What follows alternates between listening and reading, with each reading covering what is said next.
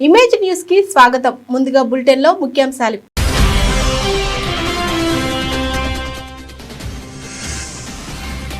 TTD chairman BR Naidu మహిళతో ఉన్న video viral. YCP social media వేదికగా చెక్కలు కొడుతున్న బిఆర్ నాయుడు వీడియో.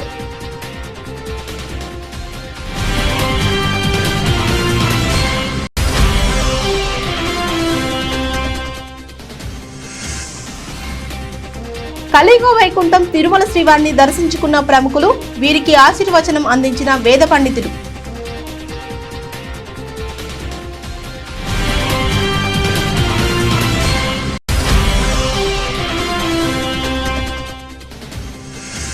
కేంద్ర ప్రభుత్వం విధానాలకు వ్యతిరేకంగా మార్చి 24న చెలో ఢిల్లీని జయప్రదం చేయండి పిలుపునిచ్చిన కడప నగర సిపిఎం నేత రామ్మోహన్ రెడ్డి.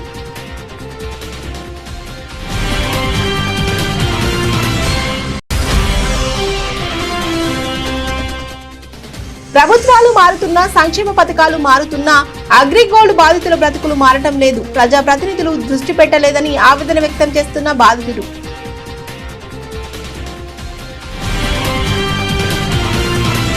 పిఠాపురం నియోజకవర్గం రాష్ట్ర ఉప ముఖ్యమంత్రి, శాసనసభ్యులు కొణిదెల పవన్ కళ్యాణ్ స్ఫూర్తితో తన వంతు సహాయ సహకారాలు ప్రజలకు నాణ్యమైన వైద్యాన్ని అందజేస్తారని పిఠాపురం నియోజకవర్గం జనసేన పార్టీ నాయకుడు డాక్టర్ పిల్లా శ్రీధర్ తెలియజేశారు.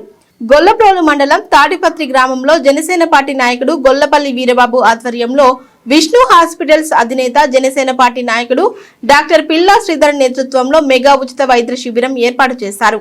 ఈ సందర్భంగా డాక్టర్ పిల్లా శ్రీధర్ మాట్లాడుతూ, ఈ శిబిరంలో ప్రజలకు ఉచిత వైద్యం అందించి, ఉచితంగా పరీక్షలు నిర్వహించి, ఉచితంగా మందులు అందజేశామని, తాటిపత్రి గ్రామం నుండే కాకుండా చుట్టుపక్కల గ్రామాల నుండి వేలాదిగా ప్రజలు తరలివచ్చి వైద్య శిబిరంలో పాల్గొన్నారు అని తెలిపారు. అందరికీ నమస్కారం. ఈరోజు పిఠాపురం నియోజకవర్గం గొల్లప్రోలు మండలం తాటిపర్తి గ్రామంలో పవన్ కళ్యాణ్ గారి సిద్ధాంతాల ప్రకారం ఆయన్ని అనుసరించి నడిచే నాయకుడు శ్రీ గొల్లపల్లి వీరబాబు గారు ఆధ్వర్యంలో ఇక్కడ మెడికల్ క్యాంపు కండక్ట్ చేయడం జరిగింది. ఇది మెగా మెడికల్ క్యాంపు. ఈ క్యాంపులో వచ్చిన ప్రతి ఒక్కరికి కూడా బీపీ, షుగరు, ఇతర పరీక్షలు చేయడం జరిగింది.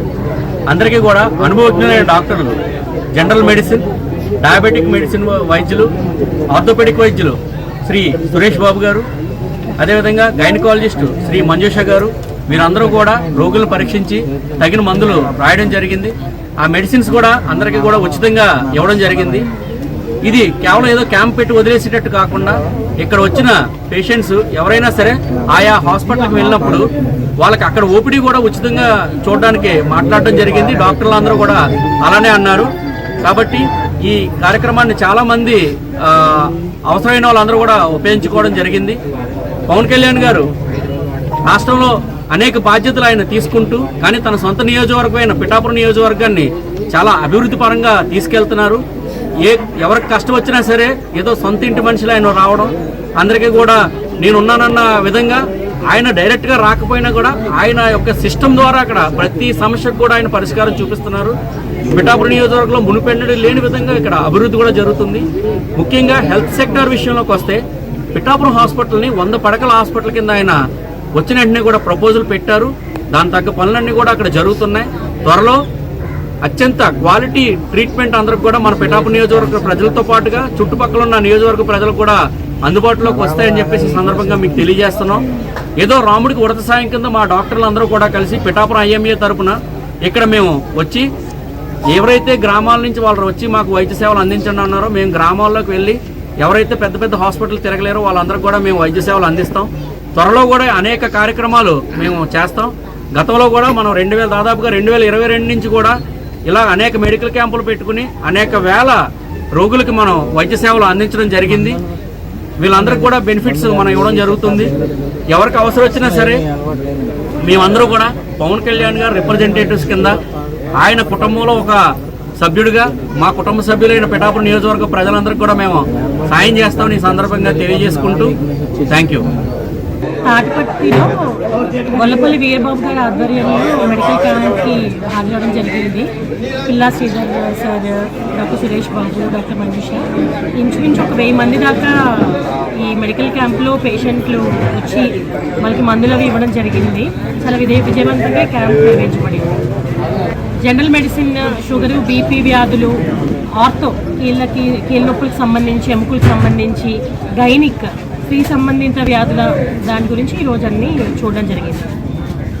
టీటీడీ చైర్మన్ బిఆర్ నాయుడు మహిళతో ఉన్న video viral. YCP social media వేదికగా చక్కర్లు కొడుతున్న బిఆర్ నాయుడు వీడియో. బిఆర్ నాయుడుతో ఉన్న మహిళ ఎవరు అంటూ 2 వీడియోలను పోస్ట్ చేసిన వైసీపీ సోషల్ మీడియా విభాగం.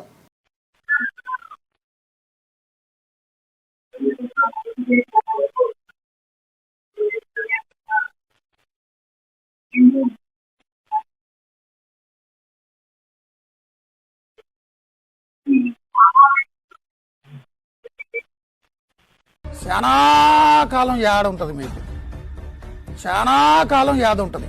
బిఆర్ నాయుడు అనే పేరు తమాషా అనుకుంటున్నారా? బిఆర్ నాయుడు అంటే చాలా కాలం యాడ్ ఉంటుంది, మీకు చాలా కాలం యాద ఉంటుంది. కలియుగ వైకుంఠమైన తిరుమల క్షేత్రం నేడు ప్రముఖులు రాకతో సందడిగా మారింది. ఆదివారం ఉదయం వీఐపీ విరామ సమయంలో సుప్రీంకోర్టు, హైకోర్టు న్యాయమూర్తులతో పాటు పలువురు రాజకీయ ప్రముఖులు శ్రీ వెంకటేశ్వర స్వామి వారిని దర్శించుకొని మొక్కులు చెల్లించుకున్నారు. అందులో ప్రధానంగా సుప్రీంకోర్టు ప్రధాన న్యాయమూర్తి జస్టిస్ సూర్యకాంత్ తో పాటు సుప్రీంకోర్టు న్యాయమూర్తులు justice Prashant Mishra, justice Joymalya Bagchi, justice J K Maheshwari స్వామివారిని సేవించుకున్నారు.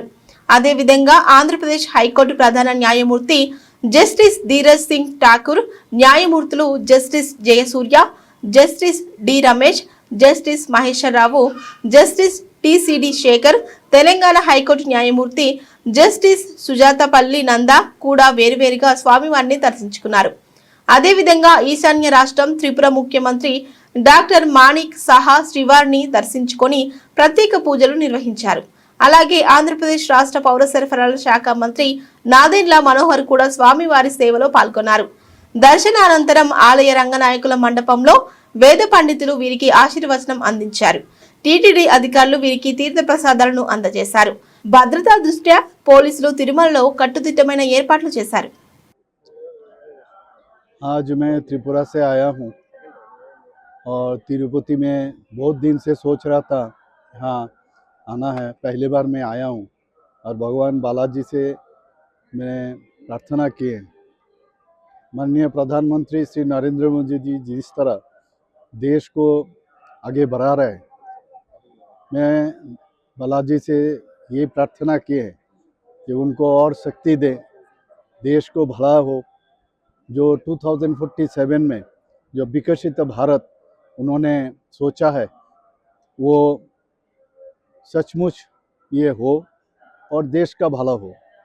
और साथ ही साथ त्रिपुरावासी का सबका मंगल मैंने प्रार्थना किए हैं. और ये मेरा बहुत दिन से मेरा इच्छा था यहाँ आने का, तो मैं आया और दर्शन के बाद मुझे लगा कि मैं साक्षात भगवान के पास मेरा जो इतना दिन का जो इच्छा था ये इच्छा पूर्ण हुआ आज.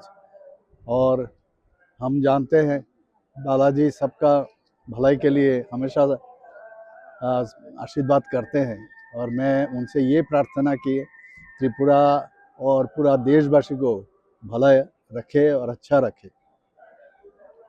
కేంద్ర ప్రభుత్వం విధానాలకు వ్యతిరేకంగా మార్చి 24న చెలో ఢిల్లీని జయప్రదం చేయాలని కడప నగర సిపిఎం నేత రామ్మోహన్ రెడ్డి అన్నారు. కేంద్రంలోని బీజేపీ ప్రభుత్వం అనుసరిస్తున్న ప్రజా వ్యతిరేక విధానాలకు నిరసనగా ఈ నెల 24వ తేదీన చెలో ఢిల్లీ కార్యక్రమాన్ని చేపట్టినట్టు సిపిఎం పార్టీ కడప నగర కార్యదర్శి రామ్మోహన్ నాయుడు తెలిపారు. ఈ సందర్భంగా ఆయన మాట్లాడుతూ కోట్లాది మంది కార్మిక వర్గ ప్రయోజనాలను అణగదొక్కే విధంగా లేబర్ కోడ్ల నోటిఫికేషన్ను తీసుకురావడం దుర్మార్గమన్నారు. అనేక త్యాగాలు పోరాటాలు చేసి సాధించుకున్న హక్కులన్నీ లేబర్ కోడ్స్ తీసుకురావడం వల్ల నిర్వీర్యమైపోతాయని ఆయన తెలిపారు. కేంద్ర ప్రభుత్వం ఆర్థిక విధానాలని అమలు చేయడంలో కార్పొరేట్ల ప్రయోజనాలను దృష్టిలో పెట్టుకుని కీలకమైన నిర్ణయాలు తీసుకుంటా ఉన్నది. సంపదని కార్పొరేట్ శక్తులకు కట్టబెట్టడానికి అనుగుణంగా అనేక మార్పులు తీసుకొస్తా ఉంది. దేశంలో లేబర్ కోడ్లని సమూలంగా మార్పు చేసి 44 కార్మిక చట్టాలని 4 లేబర్ కోడ్లుగా మార్చారు. ఈ లేబర్ కోడ్లో సంఘం పెట్టుకునే స్వేచ్ఛని హరించే విధానాన్ని అమలు చేస్తూ ఉంది. కార్మికులకు బేరసారాలు ఆడే శక్తి లేకుండా చేస్తూ ఉంది. పరిశ్రమలో కార్మికుని తొలగిస్తే తిరిగి పనిలో పెట్టుకోవడానికి కోర్టు అనుమతి కావాలనే ప్రయత్నాలు దీంట్లో పేర్కొన్నారు. ఇవే కాకుండా 8 గంటల పనిని 12 గంటల వరకు పెంచి ఆ రకంగా కార్పొరేట్ సంస్థలకి అనుకూలమైనటువంటి నిర్ణయం చేశారు.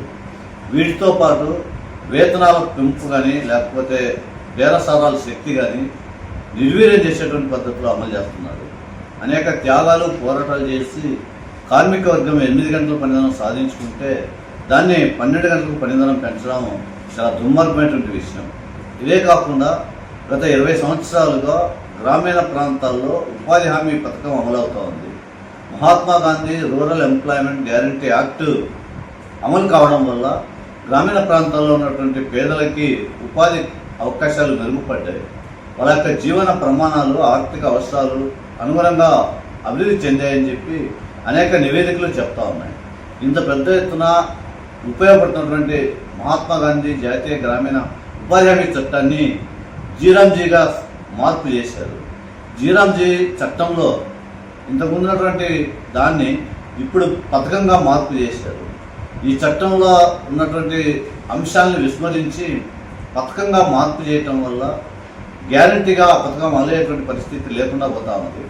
ఇంకొక ప్రమాదకరమైన విషయం ఏంటంటే గతంలో కేంద్ర ప్రభుత్వం 90% నిధులు గుంటూరు కొత్తపేట సిపిఐ కార్యాలయంలో ఆదివారం జరిగిన విలేకరుల సమావేశంలో బివి చంద్రశేఖరరావు మాట్లాడుతూ 2015లో తెలుగుదేశం ప్రభుత్వం హయాంలో ఈ సమస్య ప్రారంభమైందని, తదుపరి వైసీపీ ప్రభుత్వం వచ్చిందని, నేడు కూటమి ప్రభుత్వం అధికారంలో ఉన్న బాధితుల కష్టాలు నేటికి కొలిక్కి రాలేదన్నారు.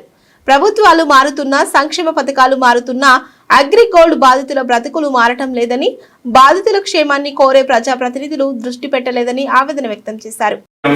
నా పేరు BV Chandrasekhararao, Agrigold customers and agent welfare association రాష్ట్ర ఉపప్రధాన కార్యదర్శిని.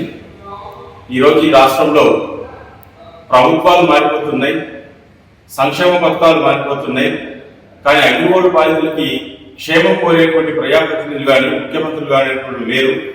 ఈరోజు రాష్ట్రంలో 19.25 లక్షల మంది అగ్రిగోల్డ్ బాధితులు నష్టపోయారు.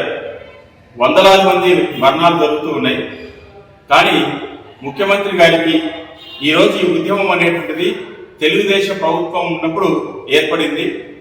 తర్వాత వైసీపీ ప్రభుత్వం వచ్చింది, తర్వాత మళ్ళీ కూటమి ప్రభుత్వం వచ్చింది. ఈ కూటమి ప్రభుత్వం ముఖ్యమంత్రి గారు చంద్రబాబు నాయుడు గారు ఉన్నారు. ఈరోజు అగ్రిగోల్డ్ బాధితులకు ఇంత నష్టం జరుగుతుంది, ఇన్ని వందల మరణాలు జరుగుతున్నాయి, ఇన్ని కాదు ధర్నాలు జరిగినాయి. కానీ ముఖ్యమంత్రి గారికి అధికారులకు ఆదేశం ఇవ్వడానికి అర్ధగంట సమయం అనేటువంటిది కేటాయించలేని పరిస్థితిలో ఉంది. అందుకే ఈరోజు మార్చి 2వ తేదీన విజయవాడ ధర్నా చౌక్ సందర్భంగా ఈ యొక్క అగ్రిగోల్డ్ బాధితులకు సత్వరం న్యాయం చేయాలని, ఫాస్ట్ ట్రాక్ కోర్టు ఏర్పాటు చేయాలని, ప్రత్యేక కమిటీని ఏర్పాటు చేసి వివిధ సమస్యలపైన కాలపరిమితితో కూడినటువంటి పరిష్కారానికి కృషి చేయాలని ఈరోజు మార్చి 2వ తారీఖున ధర్నా చౌక్ లో బాధితులతో అందరికీ కూడా వినయ నిరాదీక్షలు అనేటువంటి చేపట్టడం జరిగింది. ఈ యొక్క ఉద్యమానికి ప్రతి ఒక్కరు కూడా ఉన్నటువంటి వాళ్ళందరూ కూడా బాధితులందరూ కలిసి వచ్చి ఈ కార్యక్రమాన్ని జయప్రదం చేయవలసిందిగా కోరుతున్నాను. AgriGold customers and agents welfare association గా అనేక పోరాటాలు, ఆ సమస్య ఏదైతే ప్రారంభమైందో ప్రారంభం నుంచి ఇప్పుడు దాకా నిర్వహించాం. మరి గత ప్రభుత్వం, మరి అంతకుముందు ప్రభుత్వం, మరి తెలుగుదేశం ప్రభుత్వంలో దాని మీద కొంత ఏదో తాత్కాలికమైనటువంటి ఉపశమనం ఈ పోరాటానికి వచ్చింది. తర్వాత 5 సంవత్సరాల పాటు ఏమీ కూడా గత ప్రభుత్వం పట్టించుకునే పరిస్థితి. కూటమి ప్రభుత్వం అధికారంలోకి వచ్చాక ఏదైతే గతంలో ఇచ్చినా ఇప్పుడు ఇచ్చిన హామీలుగా ఉన్నాయి తప్ప సమస్య మాత్రం పరిష్కారం కావట్లేదు. మరి ఆ రోజున చనిపోయిన వాళ్ళందరూ కూడా మరి 5 లక్షల రూపాయలు మరి ఇవ్వాలని అగ్రిగోల్డ్ వెల్ఫేర్ అసోసియేషన్గా పోరాట ఫలితంగా మరి ఆ రోజున 203 మందికి మరి డబ్బులు 5 లక్షల రూపాయలు డబ్బులు ఇచ్చారు. ఆ డబ్బుల వరకు బాగానే ఉంది, కానీ 10,000, 20,000 కట్టిన డిపాజిట్దారులకి న్యాయం చేశారు. దాన్ని ఈ కూటమి ప్రభుత్వం మళ్ళా దాన్ని పునరావృతం మరి కంటిన్యూ దాని మీద దృష్టి పెట్టి మరి చేయాలని కోరుతా ఉన్నాం. ఉన్న సమస్యని ఆస్తులు ఉన్నాయి, రావాల్సిన మరి వాళ్ళకు ఉన్నటువంటి డిపాజిట్లు ఉన్నాయి. ఆ డిపాజిట్ని కూడా ప్రభుత్వం స్వాధీనం చేసుకోవాలని మరి వాటికి సంబంధించి కూడా అక్రమాస్తుల పేరుతో ఏదైతే ఉందో మరి బినామీ పేరుతోటి పెట్టిన ఆస్తులన్నీ కూడా అటాచ్ చేయడం జరిగింది. కానీ బినామీ ఆస్తులు ఇంకా ఉన్నాయి. అవన్నీ కూడా మరి అధికారులు ప్రభుత్వం లెక్కల్లోకి తీసుకొని దాన్ని మరి వీళ్ళందరూ కూడా కస్టమర్లందరూ కూడా మరి విడిగా వాళ్ళ పేరున రిజిస్టర్ చేయటమా లేకుంటే ఆస్తి అంతా కూడా పోగు చేసిన తర్వాత పంచడం అనేది త్వరితగతిన చేయాలని ఇప్పటికే మరి రాష్ట్ర ప్రభుత్వం కమిటీ ఏర్పాటు చేసింది. దానికి సంబంధించి సలహాలు ఉండడానికి కూడా కమిటీ ఏర్పాటు చేసింది. కానీ ముందు అడ్డుపడిన పరిస్థితిలో మరి రేపు 2వ తారీఖు నుంచి విజయవాడ ధర్నా చౌక్ నుంచి దీక్షలు కొనసాగించబోతా ఉన్నాం. ఈ దీక్షలు మరి తేలే వరకు కూడా సమస్య పరిష్కారం వరకు కూడా ఈ దీక్షలు కొనసాగుతాయి. గతంలో కూడా మరి పెద్ద వయసు అయిన సుబ్రహ్మణ్య కూడా మరి గౌరవాధ్యక్షులు ముప్పాళ్ళ నాయకులు కూడా దీక్షల్లో ఆమంత్రించి కూడా కూర్చున్న పరిస్థితి కూడా చూసాం. ఆ పరిస్థితి రాకుండా ఒక్క ఏజెంట్ ఒక్క కస్టమర్ మరి ప్రాణ నష్టం కాకుండా ఈ ప్రభుత్వం తగు చర్యలు తీసుకోవాలని ఏదైతే అగ్రిగోల్డ్ బాధితులకి న్యాయం చేస్తామని ఎన్నికల్లో ఇచ్చిన హామీని నిలబెట్టుకొని వెంటనే దాని మీద దృష్టి పెట్టి 1 గంట మీరు కేటాయిస్తే ఉన్న సమస్య అంతా పరిష్కారం అయింది. కాబట్టి ముఖ్యమంత్రి గారు కోట ప్రభుత్వం వెంటనే ఈ సమస్యను పరిష్కరించాలని, లేని పక్షంలో సిపిఐగా కూడా వారి అగ్రిగోల్డ్ పోరాటానికి మేము మద్దతు తెలియజేస్తామని, పోరాటంలో పెద్ద ఎత్తుగా పాల్గొంటామని కూడా తెలియజేస్తాము. కర్నూలు జిల్లా పరిషత్ సర్వసభ్య సమావేశం వద్ద ఉద్రిక్తత పరిస్థితులు. ఉమ్మడి కర్నూలు జిల్లాలోని అలగానూరు గండిని పూర్తి చేయాలని సిపిఐ నిరసన. దాదాపు 8 సంవత్సరాల క్రితం పడిన గండిని ప్రజాప్రతినిధులు కానీ అధికారులు కానీ పట్టించుకోవడం లేదని నిరసన సర్వసభ్య సమావేశం హాల్ ముందు బైఠాయించి నిరసన తెలుపుతున్న సిపిఐ నాయకులు. సమావేశం హాల్లోకి దూసుకెళ్లేందుకు ప్రయత్నించిన సిపిఐ నాయకులు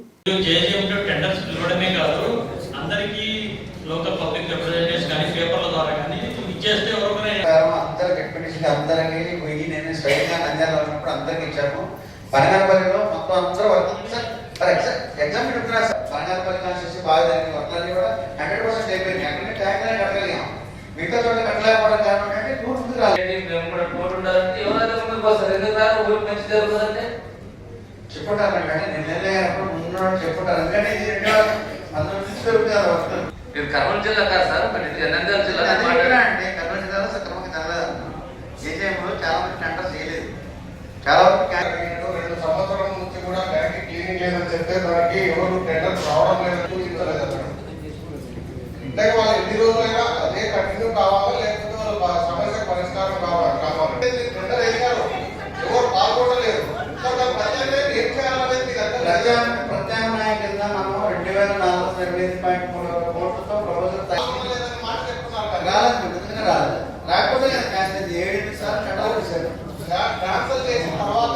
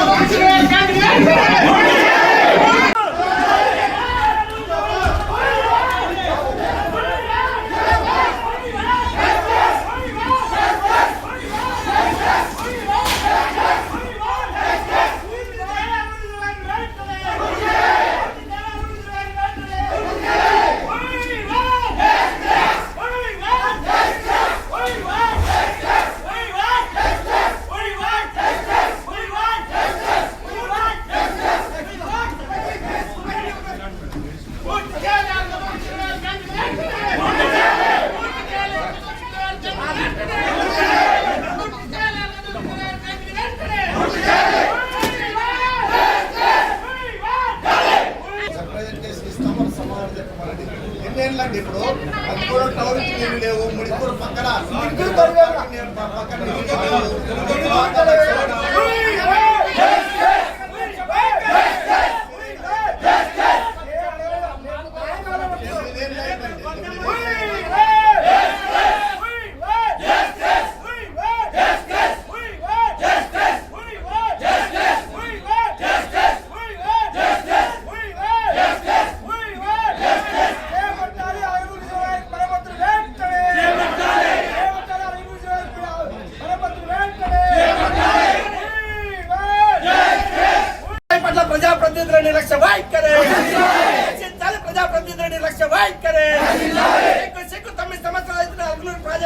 చేయకపోవడం అంటే 9 సంవత్సరాలైన గండి పుచ్చకపోవడం అంటే 9 సంవత్సరాలైన గండి పుచ్చకపోవడం అంటే రిజర్వాయర్ పడ్డ ప్రజాప్రతినిధుల నిర్లక్ష్య వైఖరి ప్రజాప్రతినిధుల నిర్లక్ష్య వైఖరి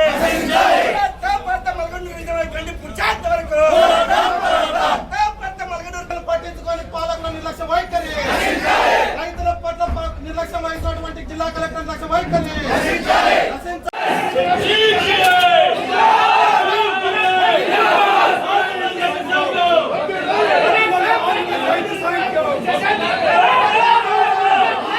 సోషల్ మీడియాలో ఎటువంటి పోస్టులు పెట్టినా అవి పరిమితికి మించి ఉండకూడదని, ప్రతి ఒక్కరూ రాజ్యాంగం ఇచ్చిన హక్కులకు అనుగుణంగానే వ్యవహరించాలని జస్టిస్ జితేంద్ర కుమార్ మహేశ్వరి అన్నారు. ప్రతి ఒక్కరూ సోషల్ మీడియాలో ఒక బాధ్యతాయుతమైన పౌరునిగా వ్యవహరిస్తే సోషల్ మీడియా సమాజానికి హితాన్ని కలిగించేలా ఉంటుందని సూచించారు. విజయవాడలోని వెన్యూ హాల్లో CR media academy of Andhra Pradesh, స్వేచ్ఛ ది ఫ్రీడమ్ ఫౌండేషన్ సంయుక్త ఆధ్వర్యంలో సోషల్ మీడియా అబ్యూజ్ అనే అంశంపై సెమినార్ను నిర్వహించారు. ఈ కార్యక్రమానికి ముఖ్య అతిథిగా supreme court judge justice Jitendra Kumar Maheshwari హాజరయ్యారు. ఈ సందర్భంగా ఆయన మాట్లాడుతూ సోషల్ మీడియాలో ఫ్రీడమ్ ఆఫ్ స్పీచ్ ఎక్స్ప్రెషన్స్ అనేది ఎక్కువగానే ఉంటుందని, కానీ ఆ ఫ్రీడమ్ అనేది పరిమితికి మించి ప్రస్తుతం సోషల్ మీడియాలో కనిపిస్తుందని అన్నారు. Therefore, he is taking a decision for others. So now here it is a distinction. What about is liberty, you know, and when it be converted to a liability, you also know. Therefore, you take a decision that this is right, this is wrong. So now, in between, what we have to do? We have to introspect ourselves. We should not say for any other.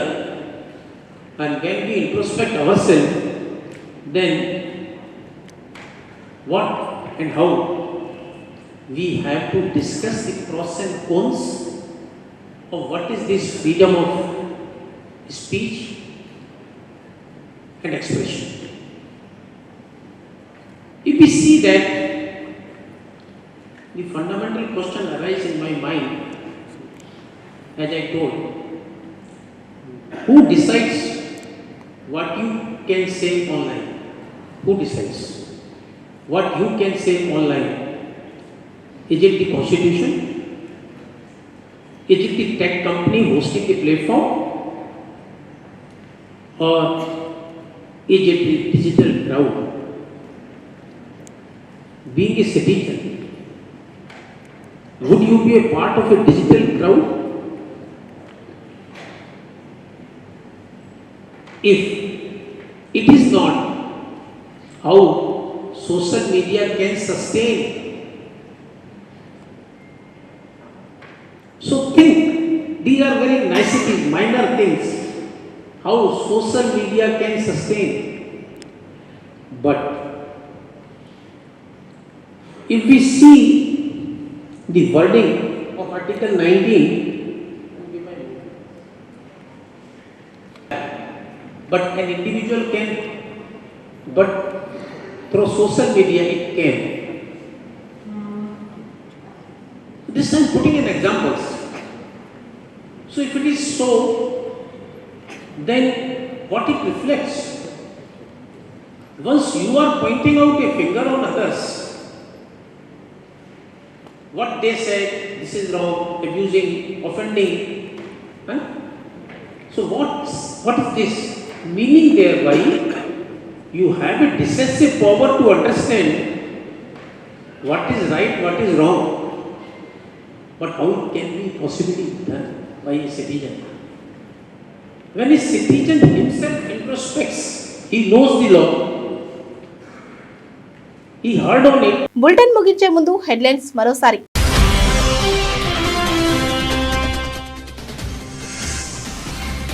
TTD chairman BR Naidu మహిళతో ఉన్న video viral. YCP social media వేదికగా చెక్కలు కొడుతున్న BR Naidu video.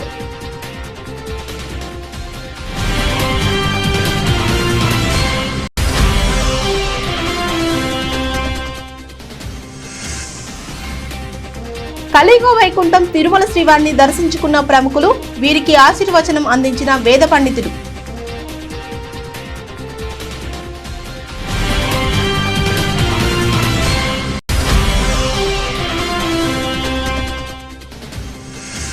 కేంద్ర ప్రభుత్వం విధానాలకు వ్యతిరేకంగా మార్చి 24న చెలో ఢిల్లీని జయప్రదం చేయండి పిలుపునిచ్చిన కడప నగర సిపిఎం నేత రామ్మోహన్ రెడ్డి.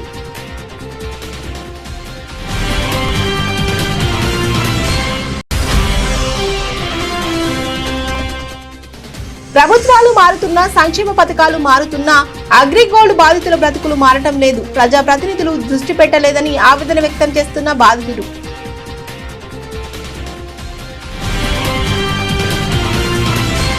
ఇంతటితో వార్తలు సమాప్తం. మరో బులెటిన్లో మళ్ళీ కలుద్దాం. అంతవరకు సెలవు. నమస్తే.